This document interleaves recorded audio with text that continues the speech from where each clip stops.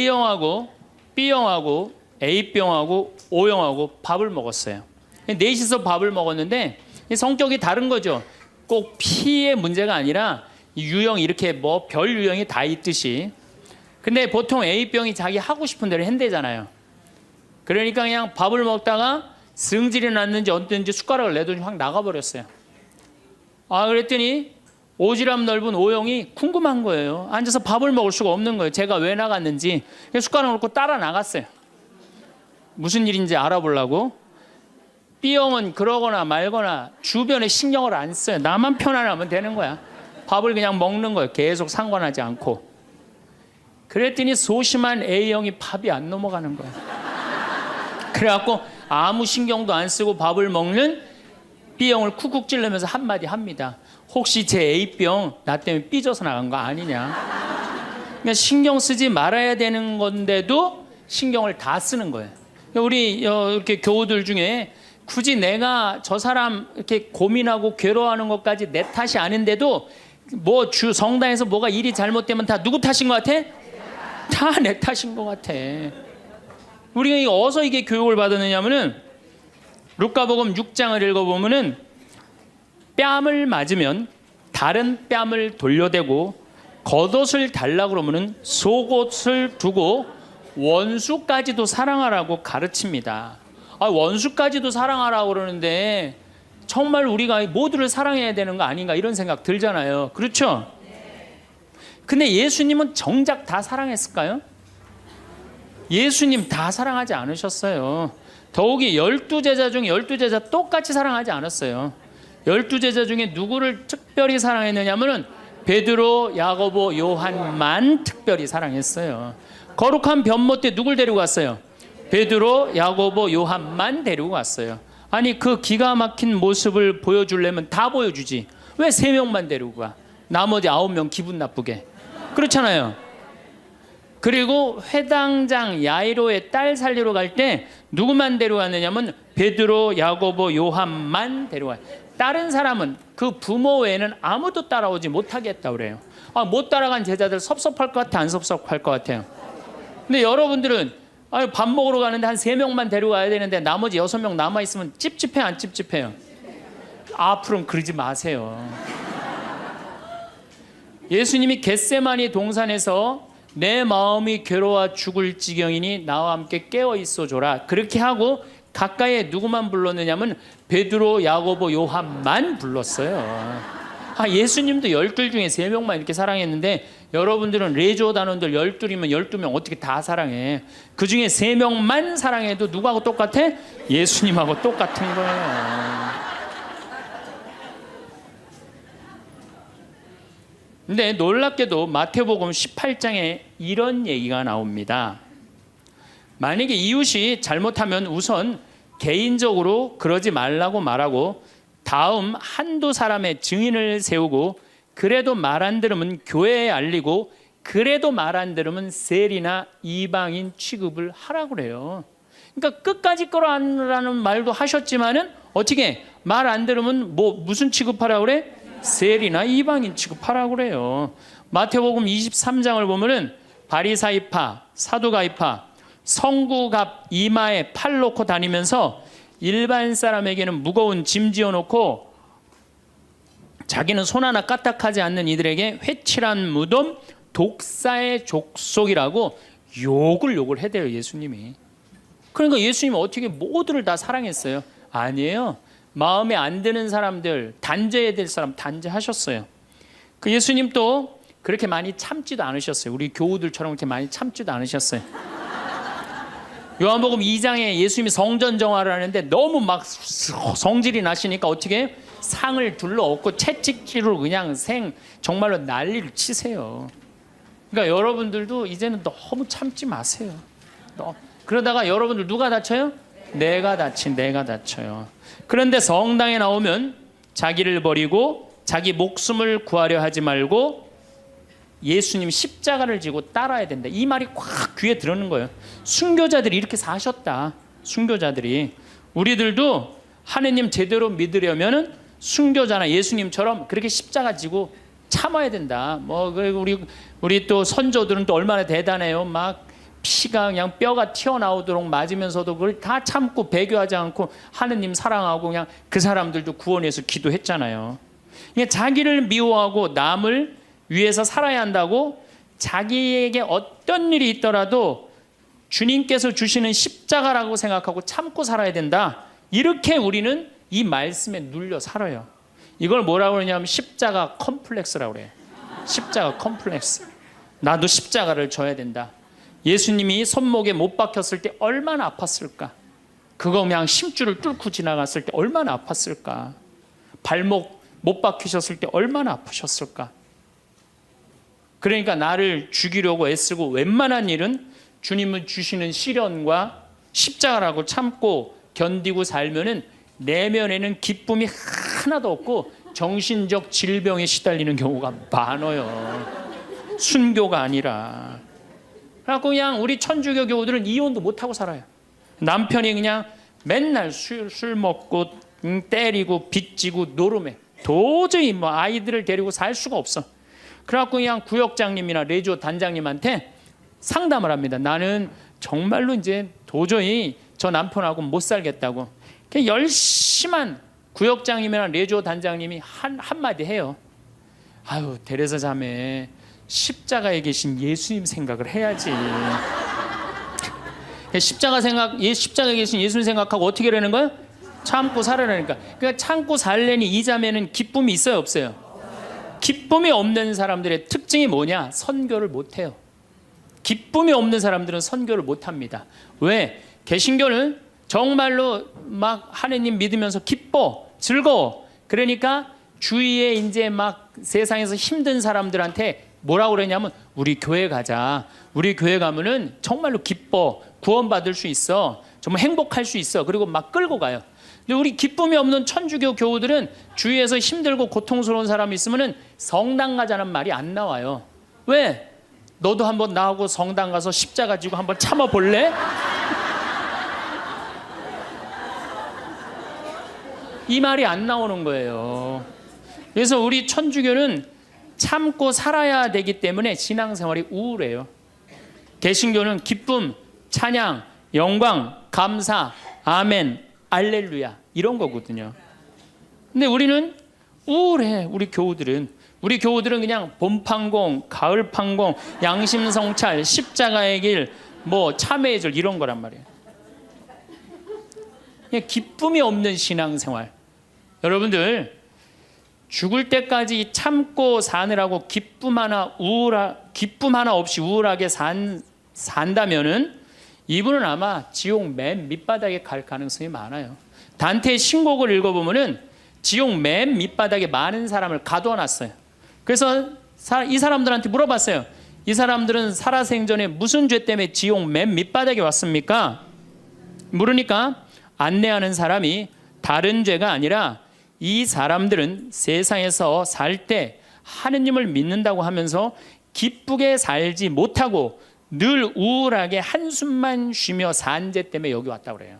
그러니까 기쁘지 않은 사람들이 어디 가는 거야?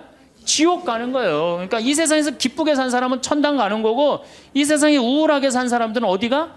지옥 가는 거야. 그러니까 여기 있는 분들 중에 지금 내가 십자가 지느냐고 우울하고 이런 분들 어디 갈 가능성이 많아? 지옥 갈 가능성이 많아요. 그래서 우울한 사람이 가는데 아예 정해놨어요. 제 5억에 간대. 지옥 중에. 지옥 1억부터 9억까지 있는데 5억에 간대. 5억. 슈바이처 박사는 물 없는 강처럼 기쁨 없는 그리스도인, 기쁨 없는 신앙, 기쁨 없는 사람이 세상을 피곤하게 한다는 거예요. 여러분들 성당에서 나온다고 딱 모임을 가졌는데 그냥 우울하게 이렇게 앉아 있으면은 그 사람 보고 있으면은 피곤해요, 안 피곤해요? 반짝반짝 웃는 사람이 있으면은 기분 좋아요, 안 좋아요? 이게 기쁨이라는 게 굉장히 중요한 거예요. 참느냐고 그냥 이러지도 못하고 저러지도 못하고 그렇게 살면 안 된다는 거죠. 여기 지금 우리 교우들 지금 옷 입고 온 거 보면은 다 까만색이야, 다 지금. 아니 명동으로 오면 좀 색깔을 이쁘게 입고 와야 될 거 아니야. 명동에 나오는데. 근데 우리는 화려한 옷 입으면 안 돼. 우리 천주교 교우들은. 내가 그 개신교 설교하러 갈 때 정말로 제가 많은 걸 배웠어요. 뭘 배웠느냐면은 예배하러 한 300명 정도가 나왔는데 전부 다 예쁜 옷을 입고 나왔어요. 정말로 축제 오는 것 같은. 그러니까 주일 예배하러 오는 것 같은. 근데 우리 지금 여기도 지금 얼마나 까만지 몰라요 지금. 그런데 예수님께서도 기쁨을 굉장히 강조하십니다. 저는 요한복음 13장, 14장, 15장, 16장, 17장, 18장 이거 여러분들 꼭 한번 묵상해 보세요. 왜 이걸 묵상해야 되느냐? 요한복음 13장에 예수님이 제자들의 발을 씻어줘요. 발을 씻어주고 최후의 만찬을 하세요. 그리고 14장에 뭐라고 그러느냐면은 성령께서 오실 거다 내가 가도. 그러니까 성령을 보내주실 것을 말씀하시면서 당신이 아버지께로 가는 걸 기뻐하라고 그래요. 이제 곧 18장이면 잡히실 거거든요. 잡히실 것인데도 불구하고 예수님은 제자들하고 마지막 작별 유언을 하면서 기쁨에 대해서 말씀을 하세요. 기뻐해라. 요한복음 15장에는 나는 포도나무요 너희는 가지로다. 너희들은 나한테 붙어 있어라. 그래야만이 많은 열매를 맺는다. 이 말씀을 하세요. 근데 11장에 이런 말씀을 하세요. 내가 이 말을 한 것은 내 기쁨을 같이 나누어 너희 마음에 기쁨이 넘치게 하려는 것이다. 이게 오늘 저녁에 붙잡혀서 돌아가실 예수님 입에서 나올 말이에요. 그런데 예수님이 지금 돌아가심에도 불구하고 마음이 기쁘신 거예요. 그래서 내 기쁨을 너희에게 흘러 넘치게 하려는 것이다. 그러니까 죽기 전에도 기쁘셨던 거예요. 예수님은. 왜? 뭐가 열리니까? 천국문이 열리니까. 16장 22절에는 진리의 성령을 보내주실 것을 다시 한번 약속하시면서 내가 다시 너희와 만나게 될 때에는 너희 마음은 기쁨에 넘칠 것이며 그 기쁨은 아무도 빼앗아가지 못할 것이다. 구하여라 받을 것이다. 너희는 기쁨에 넘칠 것이다. 예수님은 장마다 말씀하시네. 13장, 14장, 15장에 걸쳐서 16장에 걸쳐서도 말씀하시고 17장에 아버지 이 사람들이 하나 되게 해주십시오. 아버지와 나는 하나입니다. 많이 들어봤죠? 네. 이 말씀 끝에 이렇게 말씀하세요. 지금 나는 아버지께로 갑니다. 아직 세상에 있으면서 이 말씀을 드리는 것은 이 사람들이 내 기쁨을 마음껏 누리게 하려는 것입니다. 성서에 보면 온통 기쁨밖에 없는 거예요. 기쁨. 지금 저 18장이면 잡으셔서 돌아가실 분이 마지막 유언에 마지막으로 하신 말씀이 뭐예요? 기쁨이에요. 기쁨. 그렇다면 여러분들은 신앙생활하면서 기뻐야 되지 않아요? 기뻐야 되는데 왜 이렇게 우울해? 왜 이렇게 청승을 떠냐 이거야. 데살로니가 전서 5장 16절에 유명한 얘기죠. 항상 기뻐하시오. 그렇죠? 끊임없이 기도하시오. 어떤 처지에서든 감사하시오. 저는요 이 구절보다 더 중요한 구절이 있어요. 그 다음 구절이 이것이 우리 주 예수 그리스도를 통하여 드러내신 하느님 아버지의 뜻입니다. 그러니까 여러분들이 항상 기뻐하고 어떤 처지에서든 감사하고 끊임없이 기도하는 것은 누가 예수님을 통하여 드러내신 누구의 뜻이야? 하느님의. 그러니까 기쁨과 감사는 우리의 본질이에요. 본질. 그러니까 우리가 신앙생활에 기뻐야 돼요. 필립보서 4장 4절 이 베드로 바오로 사도가 감옥에 갇혀서 쓴 거래요. 유명한 얘기예요. 주님 안에서 항상 기뻐하십시오. 다시 말합니다. 기뻐하십시오. 그래서 필립비서에 기뻐하라는 말을 16번이나 해요. 16번이나. 그리스도 안에서 기뻐하라고. 그러니까 여러분들은 신앙생활하면서 기뻐야 돼. 예수님이 일생 수고순환하셨기에 우리도 일생 수고순환해야 된다고 이야기하는 사람들 이거 잘못 알고 있는 거예요. 여러분들 신앙생활은 기뻐야 돼. 근데 우리 천주교 교우들은 무조건 우리는 우울하게 해야 돼. 누가 강력하게 우리 가운데 앞에 있어? 십자가가 있으니까. 그러니까 성가를 들어봐도요 미쳐요.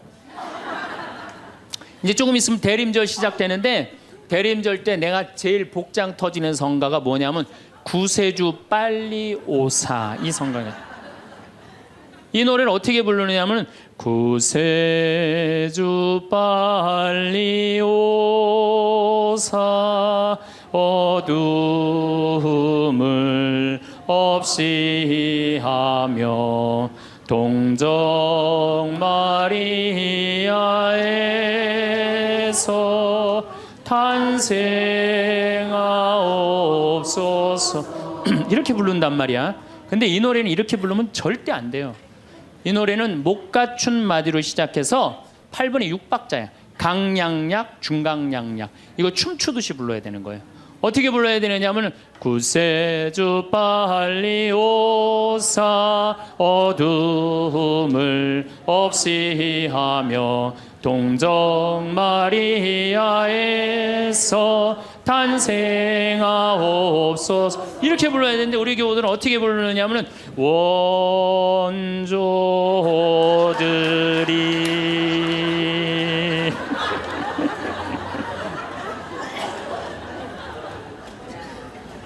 그러니까 그냥 구세주부로 빨리, 가사는 구세주 빨리 오사라는 가사인데 하는 거 보면 장송곡이야. 장송. 기쁨이 없는 거죠. 사실 저도 신앙을 키운 결정적인 동기는 십자가입니다. 중학교 때 성당에 가보면, 나는 수원 조원동 주교자 성당에 다녔는데 십자가가 나무 십자가인데 큰 게 있었어요. 근데 그 예수님을 보면 너무 불쌍한 거예요. 어쩌면 우리를 사랑하시기에 저렇게 고통스럽게 지셨을까. 그냥 보면은, 근데 우리 이 조원동 주교자 성당 옆에는 은퇴 신부님이 살았어요. 근데 어떤 신부님이 살았느냐면 하한주 신부님이라고 살았어요. 막 수염이 이렇게 하얀 수염이 나신 하한주 신부님. 이 신부님이 얼마나 무서웠느냐면은, 우리 어렸을 때는 성체험할 때 그리스도의 몸은 아멘하고 혀로 내밀었잖아요. 혀를 안 내밀면 입 벌리라고 소리를 질렀어요. 그래갖고 그 신부님이 나와서 미사를 하면은 그 줄에는 아무도 안 갔어요. 다 보자 신부 줄에 가갖고 다 성체험하고 그래. 근데 나는 중학교 2학년 때부터 신학교를 가려고 그랬으니까 신부님 집에 놀러를 자주 갔어요. 놀러를 가면 신부님 집 거실에 뭐가 써 있느냐면 님 쓰신 가시관이라는 시가 쓰여 있어요. 님의 전생애가 마냥 슬펐기에 님 쓰신 가시관을 나도 쓰고 살으리라. 이튿날 님이 날 보시고 임이 보시고 날 닮았다 하소서. 이튿날 나를 보시고 임 닮았다 하소서. 이 세상 다할 때까지 당신만을 따르리라. 그 시를 보는데 가슴에 팍 와닿더라고요. 님의 전생애가 마냥 슬펐기에. 얼마나 이게 이 중학생 그 가슴에 와닿아요. 우리 님이 한 번도 기쁘지 않고 전생애가 마냥 슬펐기에 나도 님 쓰신 가시관을 나도 쓰고 살으리라. 얼마나 이게 가슴에 와닿아요. 여러분도 그렇지 않아요? 전생애가 고통스러웠더니 불쌍하지 않아 예수님? 그래갖고 나도 그 님의 전생애가 마냥 슬펐기에 님 쓰신 가시관을 나도 쓰고 살으리라. 그거 하려고 신학교 들어갔어요. 신학교 들어갔더니 이번에는 신학교에서 신상옥이라는 친구가 지금도 활동 열심히 하고 있죠. 이걸 곡으로 써놨는데 기가 막힌 거예요. 우리 신학생들이 파티하고 축제 끝나면은 맨날 맨 마지막에 우리 신학생들이 이렇게 어깨 동무하고 부르는 노래가 이 노래예요. 비장하게 부르는 거죠. 왜? 이 세상 다할 때까지 당신만 따른다고. 신학생 포기하지 않고 신부로 살고 죽을 때까지 당신만 따르리라. 그러니까 어깨 동무하고 어떻게 부르느냐? 님은 전생애가 마냥 슬펐기에 님 쓰신 가시관을 나도 쓰고 살으리다. 이튿날 님이 보시고 날 닮았다 하소서. 이튿날 나를 보시고 임 닮았다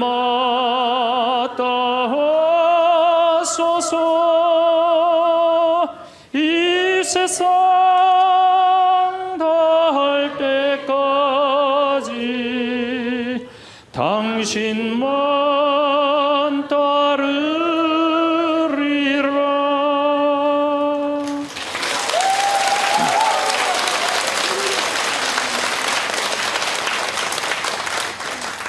이렇게 청승을 떨면서 신학교 10년을 보냈어요. 신부가 딱 되고 보니 내가 내 관점에서 성서를 좀 읽어보니까 더욱이 강원도 생태마을 아름다운 자연에서 하느님이 창조해 놓은 기가 막힌 자연에서 성서를 읽어보니까 우리 님께서 하나도 안 슬프게 사셨더라고요. 그리고 가시관은 언제 썼느냐 하면은 전생에 쓴 게 아니라 마지막 금요일 날 하루 쓴가, 하루밖에 안 썼더라고요. 전생애가 슬프긴 뭐가 슬퍼요. 예수님처럼 기쁘게 사신 분이 없어요. 성서에 예수님을 표현하길 뭐라고 그랬냐면은 예수님은 먹보요 술꾼이라고 그래요. 루카복음 5장 29절에서 30절에 나옵니다. 그리고 레이는 그분을 위해서 자기 집에서 큰 잔치를 베풀었는데 세리들과 그 밖에 많은 사람이 큰 무리를 이루어 그분 일행과 어울려 먹고 있었다. 그래서 바리사회와 율사들이 제자들에게 투덜거렸다. 어째서 세리와 죄인들과 어울려서 먹고 마시고들 있어. 그러니까 예수님은 늘 먹고 마시고 마셨던 게 일이에요. 세례자 요한하고는 정반대의 행보를 보내세요. 세례자 요한은 금욕과 고행을 하는 정신적인 지도자였어요. 마르코복음 1장 6절을 보면 사막에서 지내면서 낙타 털옷을 입고 들꿀을 먹으면서 지냈다고 그래요. 뭐 꿀 먹으면 좋은다고 그랬는데 꿀을 요만큼 하루 겨우 견딜 만큼 먹었던 거예요. 정말로 금욕을 했던 사람이에요. 그런데 이 세례자 요한하고 예수님은 정반대야. 그러니까 예수님이 뭐라 그래? 세례자 요한에서 먹지도 않고 마시도 않으니까 저 세례자 요한 보러 미쳤다고 그러고, 내가 먹고 마시니까 나보러 마귀 들렸다고 그러고 그런다고. 그러니까 먹고 마시는 걸 당신도 인정한 거예요. 먹고 마시는 걸 참 좋아하셨어요. 예수님처럼 축제 좋아하신 분이 어디 있어요? 예수님은요 잔치집마다 쫓아다닌 분이 예수님이에요. 오늘 이 레이 집도 쫓아다녔죠. 바리사이 집 갔죠. 자케오 잔치 갔죠. 가나의 혼인잔치 잔치집 갔죠. 그 다음에 나자로가 죽었다가 살아나온 다음에 잔치 차린가 거기 잔치 갔죠. 당신 항상 뭐라 그래? 당신을 신랑에 비유하셔. 혼인잔치 신랑에. 이런 축제를 좋아하신 분이 전생애가 뭐가 마냥 슬펐어요. 마르코복음 2장에 안식일에 미리삭을 잘라 먹는 제자들을 꾸짖는 바리사이를 향해 예수님 이렇게 말씀하십니다. 사람이 안식일을 위해서 있는 게 아니라 안식일이 사람을 위해서 있는 것이다. 사람이 행복해야 된다는 거예요. 그런 것 때문에 사람이 매달려서는 안 된다는 거예요. 그러니까 예수님이 우리한테 주고 싶었던 건 이런 기쁨이에요. 기쁨. 그리고 예수님이 우리한테 주고 싶었던 거는 행복이에요. 행복. 마태오복음 5장에 가장 산상설교 맨 첫 구절이 뭐예요? 행복론이에요. 행복론. 행복하여라 마음이 가난한 사람들, 행복하여라 마음이 깨끗한 사람들, 행복하여라 마음이 온유한 사람들, 행복하여라 슬퍼하는 사람들, 행복하여라 아픈 사람들, 행복하여라 옳은 일을 하다 박해를 받는 사람들. 너희는 기뻐하고 즐거워하여라. 하늘에 받을 상이 크다. 그러니까 우리 보러 행복하라고 그러는 거예요. 예수님 기쁨을 처음 입을 열어서 하신 거는 행복론이고 마지막에 돌아가실 때는 기쁨이에요. 기쁨. 우리한테 기쁨과 행복을 주고 싶었던 거예요.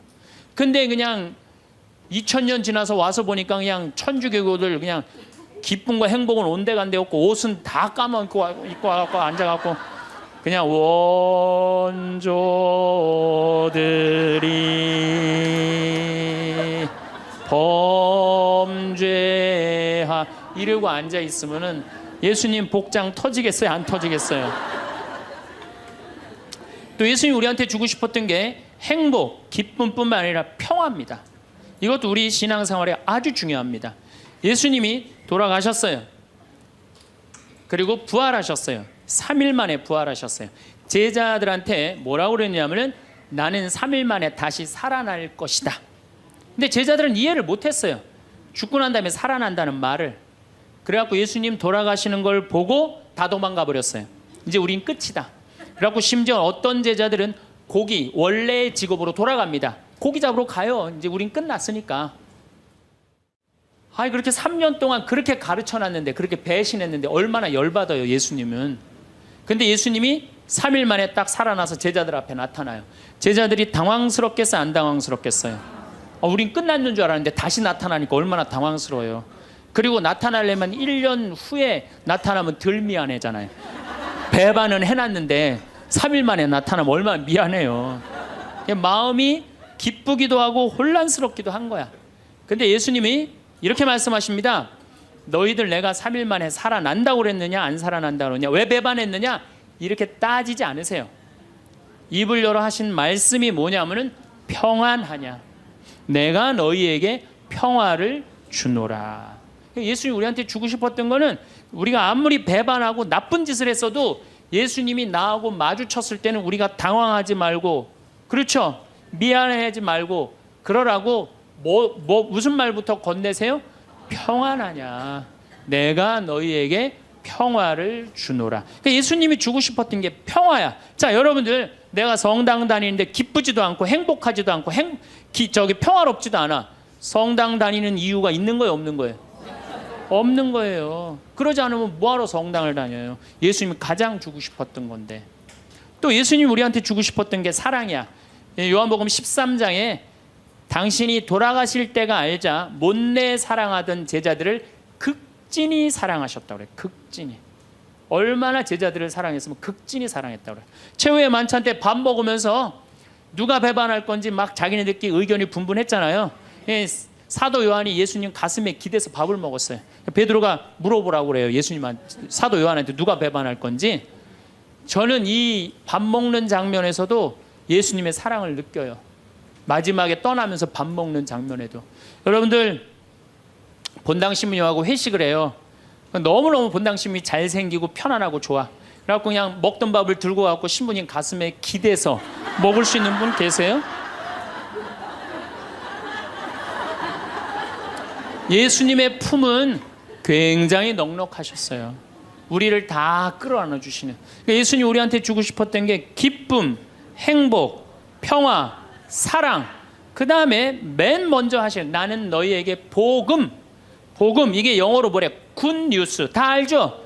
굿뉴스입니다. 좋은 소식을 전하러 온 거예요. 나는 하늘나라의 복음을 전하러 왔다. 굿뉴스. 좋은 소식을 전하러 오고, 예수님이 우리한테 최종적으로 열어주고 싶은 세상은 뭐였느냐 하면은 구원이에요. 구원. 근데 이 좋은 거를 갖고 내가 즐겁고 행복하게 살아도, 지금 시원찮을 판국인데 우리가 그냥 우울하게 그냥 청승 떨면서 달면 옷도 다 까만 옷만 입고 다니고 말이야.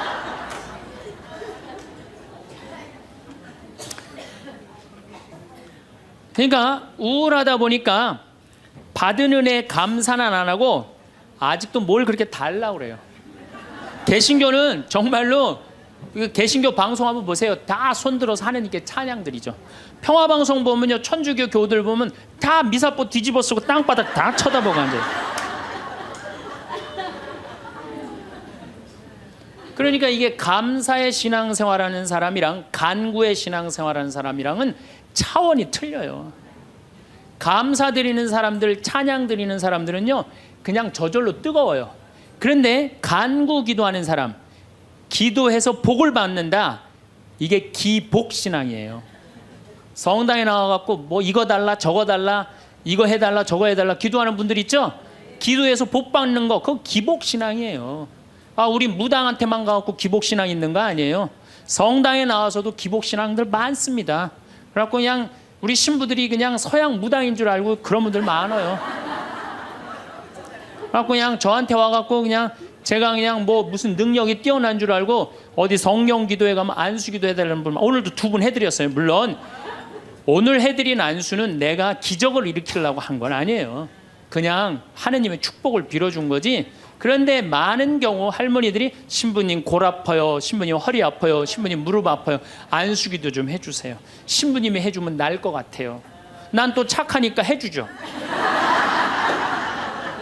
근데 난 능력이 없는 걸. 그래갖고 머리에 손을 얹고 내가 뭐라고 기도하느냐면은, 하느님 이 할머니 골이 아프답니다.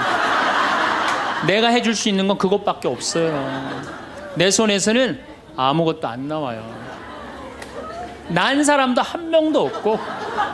그러니까 제가 한 2년 전부터 안수기도 안 해줘요. 왜? 아무것도 안 나오는데 누르고 있는 나도 한심하고, 아무것도 안 나오는데 머리 디미는 교우들도 불쌍하고, 그래서 안 해줘요. 여러분들, 정말로 우리가 얼마나 감사하냐. 여기 적어도 명동까지 걸어서 오신 여러분들은 행복한 분들이에요. 눈 2개, 콧구멍 2개, 입 있으면 다 받은 거예요. 정말로. 여러분들, 눈 하나 갈아 끼는데 얼마가 드느냐. 내가 조사를 확실히 해보니까 사실은 이거는 그렇게 하면 안 되는 건데, 눈 하나 정말로 갈아 끼는데 그 장기 매매 시장에서 하나에 1억에 1억. 2개면 2억에 2억. 여러분들 지금 이게 지금 얼마를 깔고 있느냐면 2억을 지금 눈에 깔고 있는 거야. 2억을. 감사해요, 안 감사해요?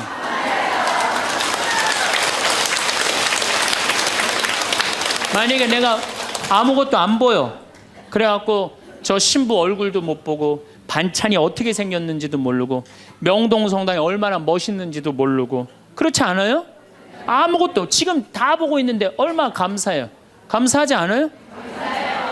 신장 하나 갈아 낀데 3천만 원, 간 갈아 낀 데는 7천만 원이에요. 이것만 대충 따져도 3억을 여러분들 여기 지금 깔고 있는 겁니다. 근데 뭘 우리 하느님한테 달라고 그래요? 다 주셨구만. 만약에 여러분들 내가 쓰러져 갖고 앰뷸런스에 실려간다. 1시간 산소호흡기 되는데 얼마를 내야 되냐면 36만 원 내야 돼요. 근데 여러분들 지금 공짜로 지금 오전 10시부터 지금까지 몇 시간 마신 거예요? 지금 5시간 마신 거예요. 한 200만 원 벌은 거지만 앉아서. 감사해요, 안 감사해요? 하루면 1,000만 원 버는 거예요.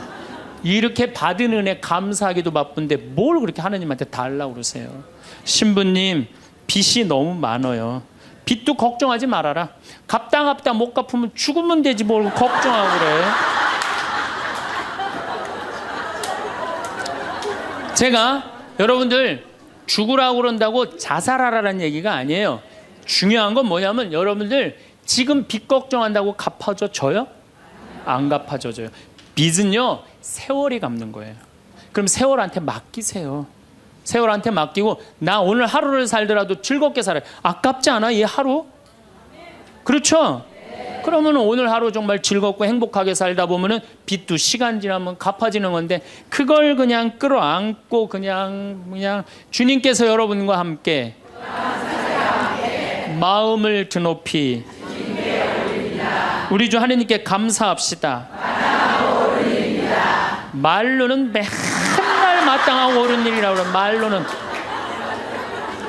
미사 때마다 말로는 마땅하고 옳은 일이라고 그래. 주님께서 여러분과 함께 전능하신 천주 성부와 성자와 성령께서는 여기 모인 모든 이에게 강복하소서. 아멘. 미사가 끝났으니 가서 복음을 전합시다. 하나님 감사합니다. 떠날 때도 감사하다고 그래. 떠날 때도 성당 떠날 때도 감사하다고 그러고 정말 감사하느냐. 마음 안에 본질적으로 내가 2다리 있고 눈 있고 코 있으면요 여러분들 다 받으신 거예요. 근데 우리 천주교 교우들은요 감사하는 그 본질적인 게 안 되는 거예요. 이 하느님이 모든 거 내가 다 누리고 사는데. 저는 그 지선아 사랑해라는 그 시를 보면서요 가슴이 정말로 미어졌어요. 이 이화여대 다니던 지선이라는 이 아가씨는 얼굴도 정말 예쁘더라고요. 그런데 술 먹은 그 차가 쳐갖고 오빠가 학교에서 데리고 오는데 불이 난 거예요. 그리고 11번을 수술을 한 거예요. 온몸에 화상이 입어갖고. 이 친구가 시를 썼는데 기가 막힌 시를 썼어요. 저는 짧아진 8개의 손가락을 쓰면서 사람에게 손톱이 얼마나 중요한 것인지 알게 되었고 1인 10여걸 해내는 엄지손가락으로 생활하고 글을 쓰면서는 엄지손가락을 온전히 남겨주신 하나님께 감사해. 개신교 다니나 봐요. 하나님께 감사한다는 거. 손가락 8개가 다 없어지고 엄지만 남았는데도 감사하다는 거예요. 근데 여러분들은 지금 뭐야? 10개 다 있잖아요. 감사해 안 감사해요? 이 엄지 2개 가지고 지금 박사학위 지금 과정 받고 있대잖아요. 얼마나 대단해요. 더 기가 막힌 건 눈썹이 없어. 눈썹이 타서 없어졌는 모양이에요. 무엇이든 여과 없이 눈으로 들어가는 것을 경험하며 사람에게 이 작은 눈썹마저 얼마나 필요한 건지 알았다. 여러분들 지금 눈썹 있는 거 감사해 안 감사해? 감사하죠. 온전치 못한 오른쪽 귓바퀴 덕분에 귓바퀴라는 게 귀에 물이 들어가지 않도록 하나님이 정교하게 만들어 주신 거라는 사실을 알게 되었다는 거죠. 무엇보다도 건강한 피부가 얼마나 많은 기능을 하는지. 여러분들 지금 피부 다 갖고 계시죠? 그 친구는 다 없어서 피부가 없어요. 껍데기일 뿐 별것 아니라고 생각했던 피부가 우리에게 얼마나 소중한 것인지 알게 되었습니다. 그나마 남겨주신 피부들이 건강하게 움직이는 것에 감사했으며 하나님이 우리 몸을 얼마나 정교하고 세심한 계획 아래 만드셨는지 온몸으로 체험했습니다. 참. 하나님이 생명을 허락하신 이상 그의 생명은 충분히 귀중하고 존중받아야 할 삶입니다. 무슨 얘기냐? 여러분들 다 존중받아야 될 삶이에요. 내 꼬라지가 왜 이러냐, 내 처지가 왜 이러냐, 이런 생각하지 마세요. 사람들이 그런데요, 저러고도 살 수 있을까? 네, 이러고도 삽니다. 몸은 이렇지만 누구보다 건강한 마음임을 자부하며 이런 몸이라도 전혀 부끄러운 마음을 품지 않게 해주신 하나님을 찬양하며 이런 몸이라도 사랑하고 써주시려는 하나님의 계획에 감사드리며 저는 이렇게 삽니다. 누구보다도 행복하게 살고 있습니다. 정말로 이렇게 이 상황이 안 좋은 사람도 감사하고 찬양하고 그리고 살아가는데, 아니 눈 2개, 콧구멍 2개, 다리 손가락 10개, 귓바퀴, 눈썹 다 있는 여러분들이 한탄을 한다, 원망을 한다. 이거 우리 지금 뭐가 잘못 살고 있는 거예요. 신앙인으로서 숨만 쉬어도 감사한 거예요. 숨만. 그리고 이 대한민국처럼 잘 먹고 잘 사는 나라 있어요? 이렇게 잘 먹고 잘 사는 나라 없어요.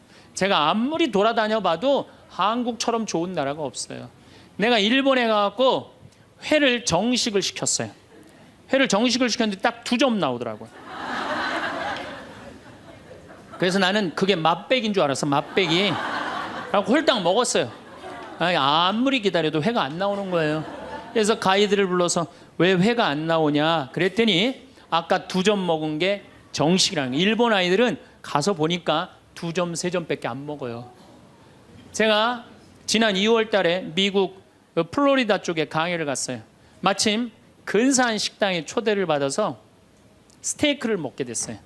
야, 호텔에서, 그것도 그냥 회원만 먹는 호텔에서 스테이크를 먹는다고 그러는데 진짜 스테이크 요만큼, 그 다음에 감자, 콩, 수프, 땡이에요. 땡. 아무것도 먹고 났는데 배고프더라고. 거기서 배고프다고 그럴 수도 없고. 근데 한국에 돌아가고 우리 집이 수원이야. 수원 갈비집들 많잖아요. 그래서 갈비집에 가갖고 갈비를 시켰는데 진짜 갈비 나오기 전에 상을 이렇게 하나 들고 나와요. 반찬. 그렇죠? 나는 갈비집 갈 때마다 궁금한 게 갈비 먹으러 가는데 게장이 왜 나오는지 난 이해가 안 돼. 게장 나오지. 그 다음에 또 뭐 나와요? 그 저기 뚝배기에다가 계란. 그렇죠? 요즘은 다 그거 나오더라고. 그 다음에 또 메추리알. 그 메추리알은 어디나 다 나오는 거고. 그 다음에 사라다 나오죠. 그 다음에 부침개 나오죠. 또 기다리시는데 배고프시다고 국수 말아서 나오죠. 그것만 먹어도 배불러요, 사실은. 그리고 이제 갈비가 4명이 가면 또 딱 4인분 나오면 그냥 그거 먹으면 배가 빵빵해요. 근데 우리는 배 빵빵하면 안 돼요. 배가 터질 때까지 먹어야 돼. 2인분을 더 시켜요. 그래갖고 그냥 배가 터질 때까지. 그래갖고 그냥 정말 배가 터지기 일보 직전이야. 그런데 대한민국에만 나오는 장면이 하나 있어요. 배가 터질 것 같이 먹었고 갈비뼈가 다 널브러졌으면은 아줌마 하나가 쓱 나와서 이렇게 물어봅니다. 냉면을 먹을래? 된장찌개를 먹을래?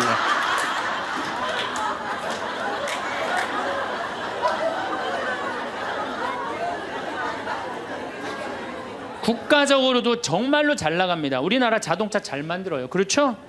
텔레비전 잘 만들어요. LED 텔레비전이라고 미국 시장 96% 휩쓸고 있어요. 자동차도 정말로 도요타 지금 막 추월하려고 그러는 판이에요. 반도체 잘 만들죠. 배 잘 만들죠. 97년 IMF 터졌을 때 아시아 전체가 다 IMF 터졌어요. 근데 우리나라처럼 IMF를 잘 극복한 나라는 없어요.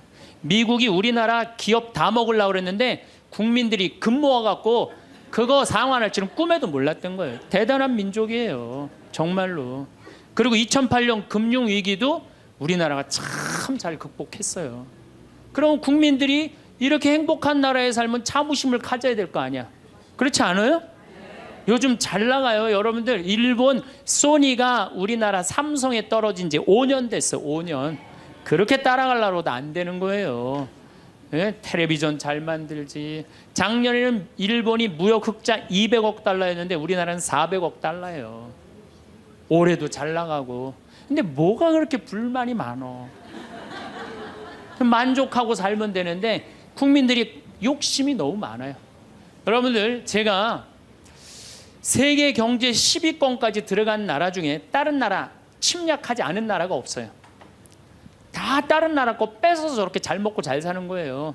우리나라가 작년에 수출 9위, 올해는 수출 7위가 올랐는데요.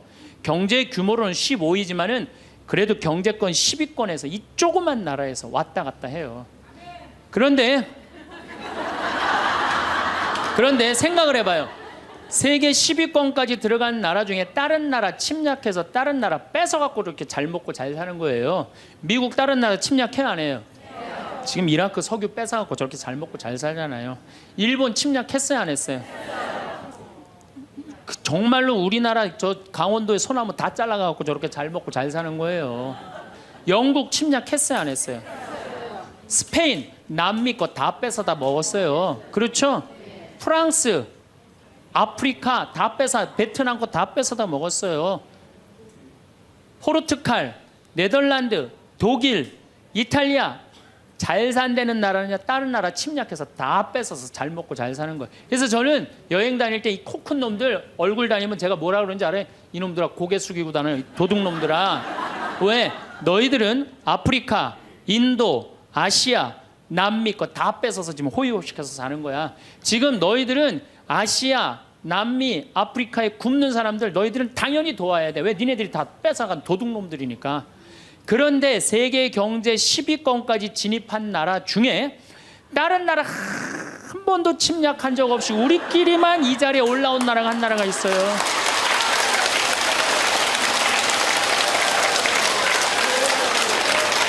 그게 바로 우리나라예요. 우리나라. 여러분들 정말로 저는 대단하다고 생각해요. 그래갖고 이 대단한 사람들이 모여갖고 살아갖고 우리나라 이름이 뭐냐면 대한민국이에요. 대한민국.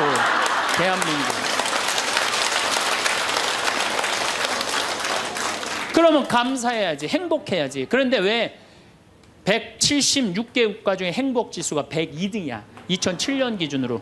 작년에 많이 올라서 65위로. 그래도 자살률은 세계 1위예요. 아직도. 국민들이 욕심이 너무 많아서 그래.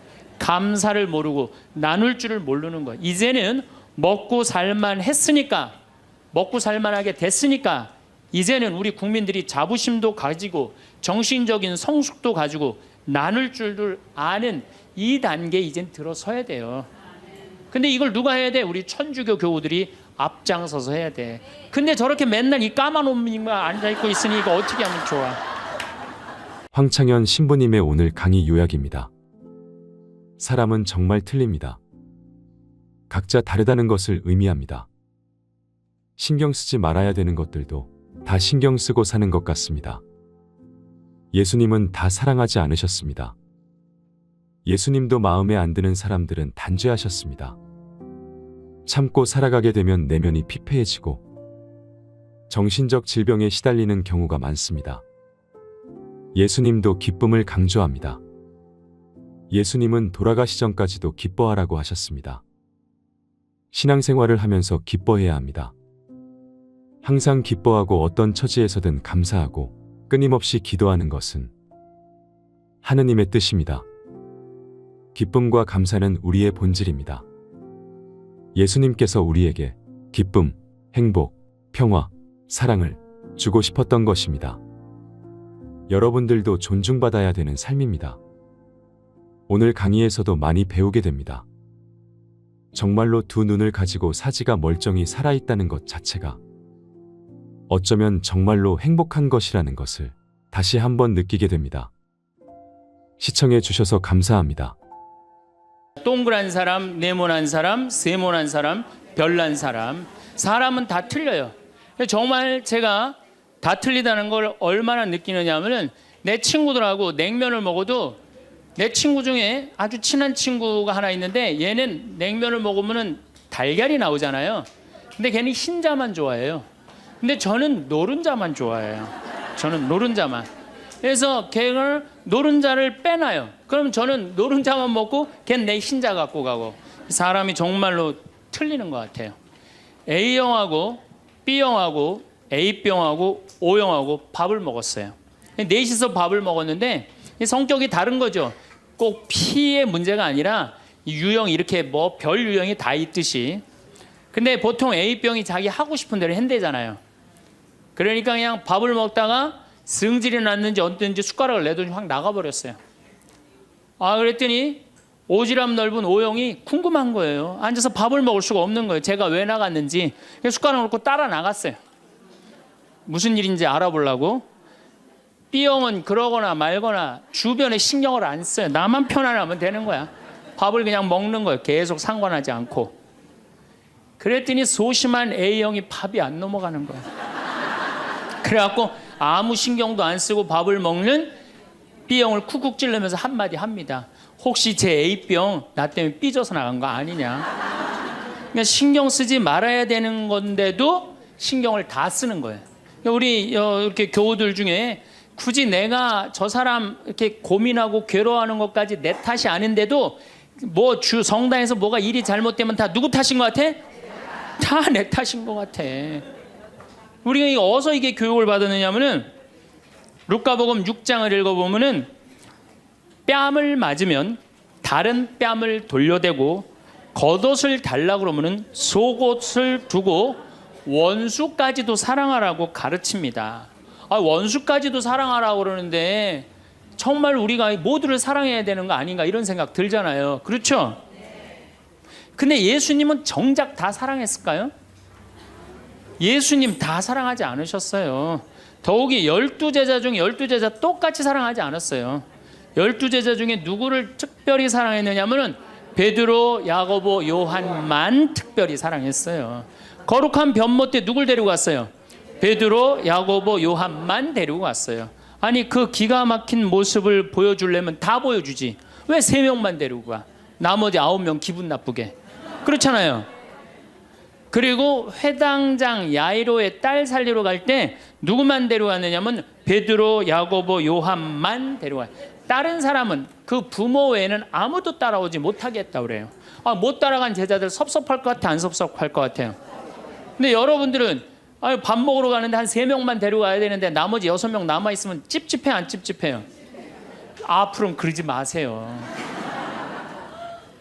예수님이 겟세마니 동산에서 내 마음이 괴로워 죽을 지경이니 나와 함께 깨어 있어 줘라. 그렇게 하고 가까이에 누구만 불렀느냐면 베드로, 야고보, 요한만 불렀어요. 예수님도 12 중에 3명만 이렇게 사랑했는데 여러분들은 레조 단원들 12이면 12명 어떻게 다 사랑해? 그 중에 3명만 사랑해도 누구하고 똑같아? 예수님하고 똑같은 거예요. 근데 놀랍게도 마태복음 18장에 이런 얘기가 나옵니다. 만약에 이웃이 잘못하면 우선 개인적으로 그러지 말라고 말하고 다음 한두 사람의 증인을 세우고 그래도 말 안 들으면 교회에 알리고 그래도 말 안 들으면 세리나 이방인 취급을 하라고 그래요. 그러니까 끝까지 끌어안으라는 말도 하셨지만은 어떻게 말 안 들으면 무슨 취급하라고 그래? 세리나 이방인 취급하라고 그래요. 마태복음 23장을 보면은 바리사이파, 사두가이파, 성구갑 이마에 팔 놓고 다니면서 일반 사람에게는 무거운 짐 지어놓고 자기는 손 하나 까딱하지 않는 이들에게 회칠한 무덤, 독사의 족속이라고 욕을 해대요 예수님이. 그러니까 예수님은 어떻게 모두를 다 사랑했어요? 아니에요. 마음에 안 드는 사람들, 단죄해야 될 사람 단죄하셨어요. 그 예수님 또 그렇게 많이 참지도 않으셨어요. 우리 교우들처럼 그렇게 많이 참지도 않으셨어요. 요한복음 2장에 예수님이 성전 정화를 하는데 너무 막 성질이 나시니까 어떻게 해요? 상을 둘러엎고 채찍질로 그냥 정말로 난리를 치세요. 그러니까 여러분들도 이제는 너무 참지 마세요. 그러다가 여러분들 누가 다쳐요? 내가 다쳐요. 그런데 성당에 나오면 자기를 버리고 자기 목숨을 구하려 하지 말고 예수님 십자가를 지고 따라야 된다. 이 말이 꽉 귀에 들어오는 거예요. 순교자들이 이렇게 사셨다. 순교자들이. 우리들도 하느님 제대로 믿으려면 순교자나 예수님처럼 그렇게 십자가 지고 참아야 된다. 우리 또 선조들은 또 얼마나 대단해요. 막 피가 그냥 뼈가 튀어나오도록 맞으면서도 그걸 다 참고 배교하지 않고 하느님 사랑하고 그냥 그 사람들도 구원해서 기도했잖아요. 자기를 미워하고 남을 위해서 살아야 한다고 자기에게 어떤 일이 있더라도 주님께서 주시는 십자가라고 생각하고 참고 살아야 된다. 이렇게 우리는 이 말씀에 눌려 살아요. 이걸 뭐라고 그러냐면 십자가 컴플렉스라고 그래요. 십자가 컴플렉스. 나도 십자가를 져야 된다. 예수님이 손목에 못 박혔을 때 얼마나 아팠을까? 그거 그냥 심줄을 뚫고 지나갔을 때 얼마나 아팠을까? 발목 못 박히셨을 때 얼마나 아프셨을까? 그러니까 나를 죽이려고 애쓰고 웬만한 일은 주님은 주시는 시련과 십자가라고 참고 견디고 살면은 내면에는 기쁨이 하나도 없고 정신적 질병에 시달리는 경우가 많아요. 순교가 아니라. 그래갖고 그냥 우리 천주교 교우들은 이혼도 못하고 살아요. 남편이 그냥 맨날 술 먹고 때리고 빚지고 노름해. 도저히 아이들을 데리고 살 수가 없어. 그래갖고 그냥 구역장님이나 레지오 단장님한테 상담을 합니다. 나는 정말로 이제 도저히 저 남편하고 못 살겠다고. 열심한 구역장님이나 레지오 단장님이 한마디 해요. 아유, 데레사 자매, 십자가에 계신 예수님 생각을 해야지. 십자가에 계신 예수님 생각하고 어떻게 하라는 거야? 참고 살아라니까. 그러니까 참고 살려니 이 자매는 기쁨이 있어요, 없어요? 기쁨이 없는 사람들의 특징이 뭐냐? 선교를 못해요. 기쁨이 없는 사람들은 선교를 못합니다. 왜? 개신교는 정말로 막 하느님 믿으면서 기뻐, 즐거워. 그러니까 주위에 이제 막 세상에서 힘든 사람들한테 뭐라고 그러냐면 우리 교회 가자. 우리 교회 가면은 정말로 기뻐, 구원받을 수 있어. 정말 행복할 수 있어. 그리고 막 끌고 가요. 근데 우리 기쁨이 없는 천주교 교우들은 주위에서 힘들고 고통스러운 사람이 있으면은 성당 가자는 말이 안 나와요. 왜? 너도 한번 나하고 성당 가서 십자가 지고 한번 참아 볼래? 이 말이 안 나오는 거예요. 그래서 우리 천주교는 참고 살아야 되기 때문에 신앙생활이 우울해요. 개신교는 기쁨, 찬양, 영광, 감사, 아멘, 알렐루야 이런 거거든요. 근데 우리는 우울해. 우리 교우들은 그냥 봄판공, 가을판공, 양심성찰, 십자가의 길, 참회의 절 이런 거란 말이에요. 그냥 기쁨이 없는 신앙생활. 여러분들 죽을 때까지 참고 사느라고 기쁨 하나 없이 우울하게 산다면은 이분은 아마 지옥 맨 밑바닥에 갈 가능성이 많아요. 단테의 신곡을 읽어보면은 지옥 맨 밑바닥에 많은 사람을 가둬놨어요. 그래서 이 사람들한테 물어봤어요. 이 사람들은 살아생전에 무슨 죄 때문에 지옥 맨 밑바닥에 왔습니까? 물으니까 안내하는 사람이 다른 죄가 아니라 이 사람들은 세상에서 살 때 하느님을 믿는다고 하면서 기쁘게 살지 못하고 늘 우울하게 한숨만 쉬며 산 죄 때문에 여기 왔다고 그래요. 그러니까 기쁘지 않은 사람들이 어디 가는 거야? 지옥 가는 거예요. 그러니까 이 세상에서 기쁘게 산 사람은 천당 가는 거고 이 세상에 우울하게 산 사람들은 어디가? 지옥 가는 거야. 그러니까 여기 있는 분들 중에 지금 내가 십자가 지느냐고 우울하고 이런 분들 어디 갈 가능성이 많아? 지옥 갈 가능성이 많아요. 그래서 우울한 사람이 가는데 아예 정해놨어요. 제 5억에 간대. 지옥 중에. 지옥 1억부터 9억까지 있는데 5억에 간대. 5억.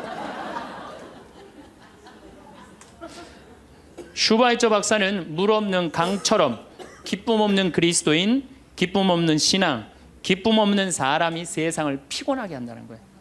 여러분들 성당에서 나온다고 딱 모임을 가졌는데 그냥 우울하게 이렇게 앉아 있으면은 그 사람 보고 있으면은 피곤해요, 안 피곤해요? 반짝반짝 웃는 사람이 있으면은 기분 좋아요, 안 좋아요? 그러니까 기쁨이라는 게 굉장히 중요한 거예요. 참느냐고 그냥 이러지도 못하고 저러지도 못하고 그렇게 살면 안 된다는 거죠. 여기 지금 우리 교우들 지금 옷 입고 온 거 보면은 다 까만색이야, 다 지금. 아니 명동으로 오면 좀 색깔을 이쁘게 입고 와야 될 거 아니야. 명동에 나오는데. 근데 우리는 화려한 옷 입으면 안 돼. 우리 천주교 교우들은. 내가 그 개신교 설교하러 갈 때 정말로 제가 많은 걸 배웠어요. 뭘 배웠느냐면은 예배하러 한 300명 정도가 나왔는데 전부 다 예쁜 옷을 입고 나왔어요. 정말로 축제 오는 것 같은. 그러니까 주일 예배하러 오는 것 같은. 근데 우리 지금 여기도 지금 얼마나 까만지 몰라요 지금. 그런데 예수님께서도 기쁨을 굉장히 강조하십니다. 저는 요한복음 13장, 14장, 15장, 16장, 17장, 18장 이거 여러분들 꼭 한번 묵상해 보세요. 왜 이걸 묵상해야 되느냐? 요한복음 13장에 예수님이 제자들의 발을 씻어줘요. 발을 씻어주고 최후의 만찬을 하세요. 그리고 14장에 뭐라고 그러느냐면은 성령께서 오실 거다, 내가 가도. 그러니까 성령을 보내주실 것을 말씀하시면서 당신이 아버지께로 가는 걸 기뻐하라고 그래요. 이제 곧 18장이면 잡히실 거거든요. 잡히실 것인데도 불구하고 예수님은 제자들하고 마지막 작별 유언을 하면서 기쁨에 대해서 말씀을 하세요. 기뻐해라. 요한복음 15장에는 나는 포도나무요 너희는 가지로다. 너희들은 나한테 붙어 있어라. 그래야만이 많은 열매를 맺는다. 이 말씀을 하세요. 근데 11장에 이런 말씀을 하세요. 내가 이 말을 한 것은 내 기쁨을 같이 나누어 너희 마음에 기쁨이 넘치게 하려는 것이다. 아니 이게 오늘 저녁에 붙잡혀서 돌아가실 예수님 입에서 나올 말이에요. 그런데 예수님이 지금 돌아가심에도 불구하고 마음이 기쁘신 거예요. 그래서 내 기쁨을 너희에게 흘러 넘치게 하려는 것이다. 그러니까 죽기 전에도 기쁘셨던 거예요. 예수님은. 왜? 뭐가 열리니까? 천국문이 열리니까. 16장 22절에는 진리의 성령을 보내주실 것을 다시 한번 약속하시면서 내가 다시 너희와 만나게 될 때에는 너희 마음은 기쁨에 넘칠 것이며 그 기쁨은 아무도 빼앗아가지 못할 것이다. 구하여라 받을 것이다. 너희는 기쁨에 넘칠 것이다. 예수님은 장마다 말씀하시네. 13장, 14장, 15장에 걸쳐서 16장에 걸쳐서도 말씀하시고 17장에 아버지 이 사람들이 하나 되게 해주십시오. 아버지와 나는 하나입니다. 많이 들어봤죠? 네. 이 말씀 끝에 이렇게 말씀하세요. 지금 나는 아버지께로 갑니다. 아직 세상에 있으면서 이 말씀을 드리는 것은 이 사람들이 내 기쁨을 마음껏 누리게 하려는 것입니다. 성서에 보면 온통 기쁨밖에 없는 거예요. 기쁨. 아니 지금 저 18장이면 잡으셔서 돌아가실 분이 마지막 유언에 마지막으로 하신 말씀이 뭐예요? 기쁨이에요. 기쁨. 그렇다면 여러분들은 신앙생활하면서 기뻐야 되지 않아요? 기뻐야 되는데 왜 이렇게 우울해? 왜 이렇게 청승을 떠냐 이거예요. 데살로니가 전서 5장 16절에 유명한 얘기죠. 항상 기뻐하시오. 그렇죠? 끊임없이 기도하시오. 어떤 처지에서든 감사하시오. 저는요 이 구절보다 더 중요한 구절이 있어요. 그 다음 구절이 이것이 우리 주 예수 그리스도를 통하여 드러내신 하느님 아버지의 뜻입니다. 그러니까 여러분들이 항상 기뻐하고 어떤 처지에서든 감사하고 끊임없이 기도하는 것은 누가 예수님을 통하여 드러내신 누구의 뜻이야? 하느님의. 그러니까 기쁨과 감사는 우리의 본질이에요. 본질. 그러니까 우리가 신앙생활에 기뻐야 돼요. 필립보서 4장 4절 이 베드로 바오로 사도가 감옥에 갇혀서 쓴 거래요. 유명한 얘기예요. 주님 안에서 항상 기뻐하십시오. 다시 말합니다. 기뻐하십시오. 그래서 필립비서에 기뻐하라는 말을 16번이나 해요. 16번이나. 그리스도 안에서 기뻐하라고. 그러니까 여러분들은 신앙생활하면서 기뻐해야 돼.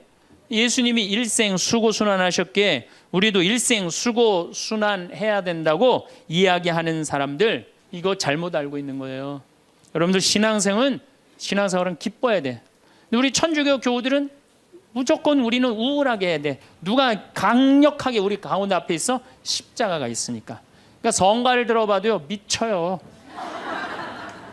이제 조금 있으면 대림절 시작되는데, 대림절 때 내가 제일 복장 터지는 성가가 뭐냐면 구세주 빨리 오사, 이 성가예요.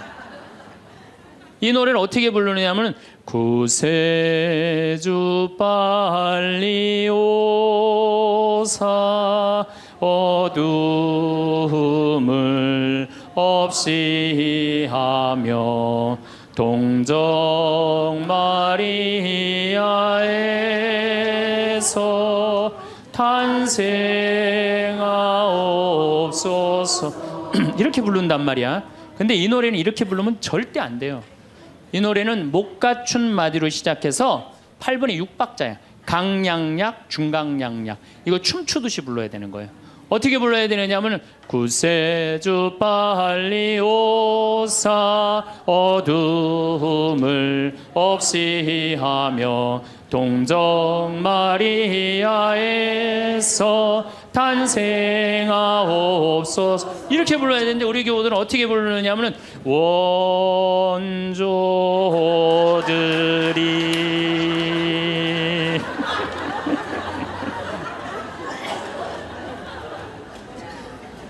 그러니까 그냥 구세주로 빨리 가사는 구세주 빨리 오사라는 가사인데 하는 거 보면 장송곡이야. 장송.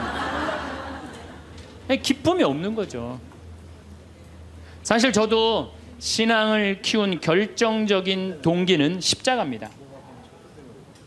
중학교 때 성당에 가보면 나는 수원 조원동 주교자 성당에 다녔는데 십자가가 나무 십자가인데 큰 게 있었어요. 근데 그 예수님을 보면 너무 불쌍한 거예요.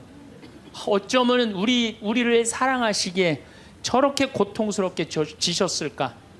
그냥 보면은 근데 우리 이 조원동 주교자 성당 옆에는 은퇴 신부님이 살았어요. 근데 어떤 신부님이 살았느냐면 하한주 신부님이라고 살았어요. 막 수염이 이렇게 하얀 수염이 나신 하한주 신부님. 이 신부님이 얼마나 무서웠느냐면은 우리 어렸을 땐 성체험할 때 그리스도의 몸은 아멘하고 혀로 내밀었잖아요. 혀를 안 내밀면 입 벌리라고 소리를 질렀어요. 그래갖고 그 신부님이 나와서 미사를 하면은 그 줄에는 아무도 안 갔어요. 다 보좌 신부 줄에 가갖고 다 성체험하고 그래. 근데 나는 중학교 2학년 때부터 신학교를 가려고 그랬으니까 신부님 집에 놀러를 자주 갔어요. 놀러를 가면 신부님 집 거실에 뭐가 써 있느냐면 님 쓰신 가시관이라는 시가 쓰여 있어요. 님의 전생애가 마냥 슬펐기에 님 쓰신 가시관을 나도 쓰고 살으리라. 이튿날 님이 날 보시고 임이 보시고 날 닮았다 하소서. 이튿날 나를 보시고 임 닮았다 하소서. 이 세상 다할 때까지 당신만을 따르리라. 그 시를 보는데 가슴에 팍 와닿더라고요. 님의 전생애가 마냥 슬펐기에. 얼마나 이게 이 중학생 그 가슴에 와닿아요. 우리 님이 한 번도 기쁘지 않고 전생애가 마냥 슬펐기에 나도 님 쓰신 가시관을 나도 쓰고 살으리라. 얼마나 이게 가슴에 와닿아요. 여러분도 그렇지 않아요? 전생애가 고통스러웠더니 불쌍하지 않아 예수님? 그래갖고 나도 그 님의 전생애가 마냥 슬펐기에 님 쓰신 가시관을 나도 쓰고 살으리라. 그거 하려고 신학교 들어갔어요. 신학교 들어갔더니 이번에는 신학교에서 신상옥이라는 친구가 지금도 활동 열심히 하고 있죠. 이걸 곡으로 써놨는데 기가 막힌 거예요. 우리 신학생들이 파티하고 축제 끝나면은 맨날 맨 마지막에 우리 신학생들이 이렇게 어깨 동무하고 부르는 노래가 이 노래예요. 비장하게 부르는 거죠. 왜? 이 세상 다할 때까지 당신만 따른다고 신학생 포기하지 않고 신부로 살고 죽을 때까지 당신만 따르리라. 그러니까 어깨 동무하고 어떻게 부르느냐? 님은 전생애가 마냥 슬펐기에 님 쓰신 가시관을 나도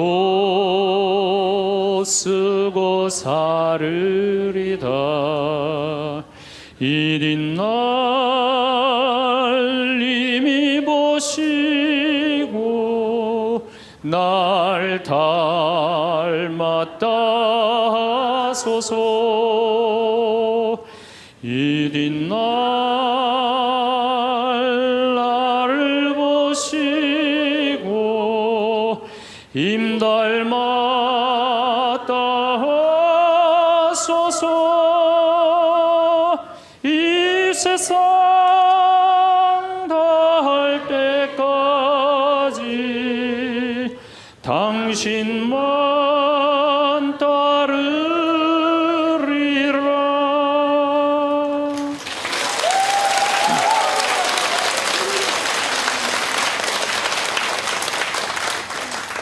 이렇게 청승을 떨면서 신학교 10년을 보냈어요.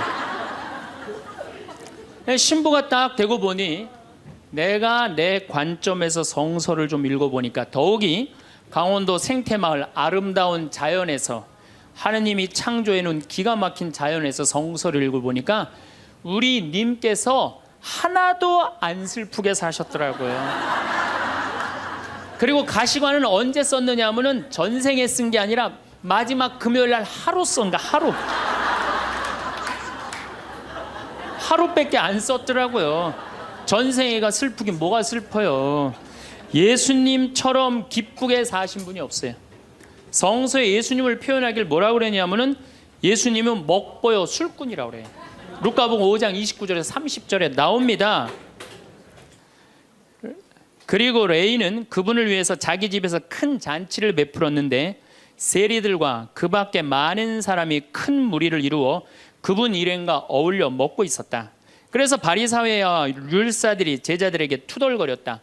어째서 세리와 죄인들과 어울려서 먹고 마시고들 있어.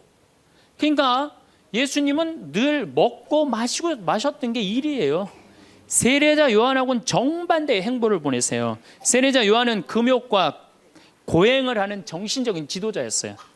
마르코복음 1장 6절을 보면 사막에서 지내면서 낙타 털옷을 입고 들꿀을 먹으면서 지냈다고 그래요. 뭐 꿀 먹으면 좋은다고 그랬는데 꿀을 요만큼 하루 겨우 견딜 만큼 먹었던 거예요. 정말로 금욕을 했던 사람이에요.